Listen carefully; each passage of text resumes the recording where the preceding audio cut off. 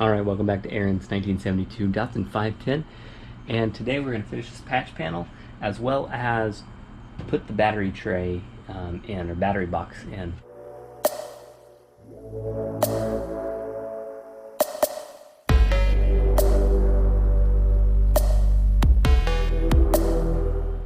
We have to create this spot right here, and then as well as that we need to clean off this metal surface right here before we then drop the battery box in, as well as weld it onto this. So let's go ahead and work on that. I'm sure you could see whenever you clicked on the video, it's a little bit shorter today, only about 6 minutes. That's because I got the work done. Once again, always reuse paper to make a little template here. So I made the template making sure that it curved around the wheel, the inner wheel arch here, and then once I got that done, I went ahead and cut it out of metal. You see me using a little punch here to push back in that flange on the inner rail. That allows me to slide the battery box in a little bit easier.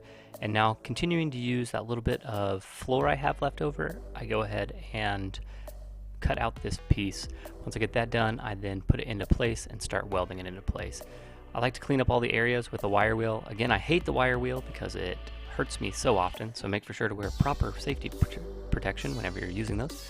But once I get that done, I go ahead and put the new piece into place, and I tack it into place with the welder. Once again, trying not to let the heat warp the surrounding area, just to get it right in place the way it needs to be.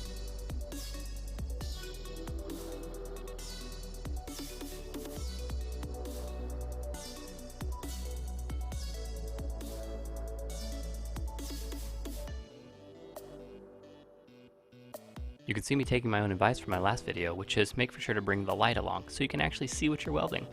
That's just, again, pro tip from me. If you want to weld better, look at what you're welding. I went ahead and put some cheap paint on the box just because I won't be able to get to the whole entire portion of it whenever it goes in the car. So now that we've got that done, we'll just slip it right into place, and we will sort of press it down and start welding it in. But all in all, it looks pretty good.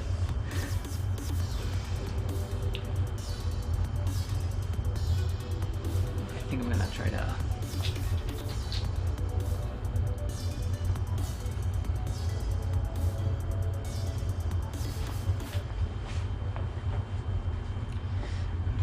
try that real quick.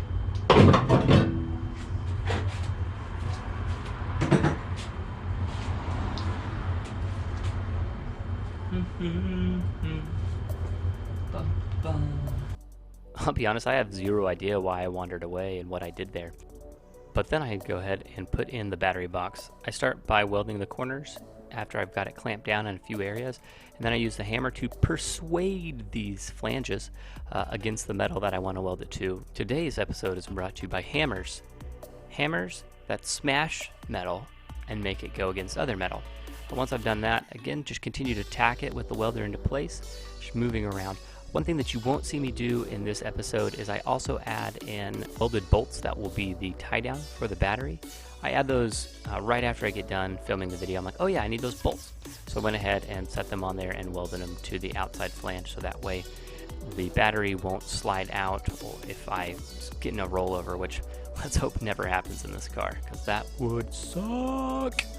But again, just continuing to use the welder to place this battery box into the trunk. Of note, if you're new here to the channel, please comment, like, subscribe. I'm trying to grow up the channel, and as well as please note that I have taken the fuel tank out of this trunk. I have made for sure that there are no gas fumes anywhere near this car since I'm going to be working in the trunk area. Please keep yourself safe as you're working on your car. While this is a great hobby, don't want to see anyone get hurt.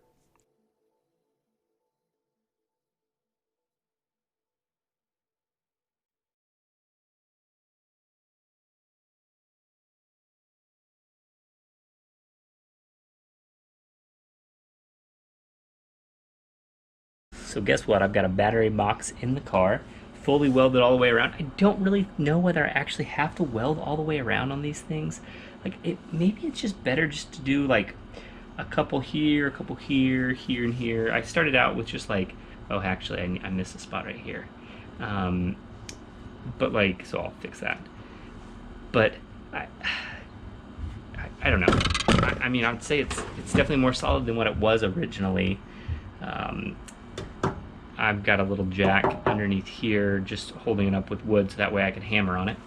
But the welds went really pretty well. Most of them, actually, I'm very happy with. Seeing sort of like the bite into the metal, and yeah, so I will hit that, and then I'll go around as best I can with seam sealer after I prime up the whole area. But this back area is complete, which means I can now move to the outer fender, which will likely be the next episode of this build. If you like what you see, go ahead, comment, like, subscribe. YouTube should have put up the videos that it suggests that you watch next all around me. Appreciate your comments. If you've got professional welding experience or just more welding experience than me, which wouldn't be difficult, and you think I did this wrong, go ahead and let me know. Anyway, hope you're having a good day. Stay stuck in. God bless.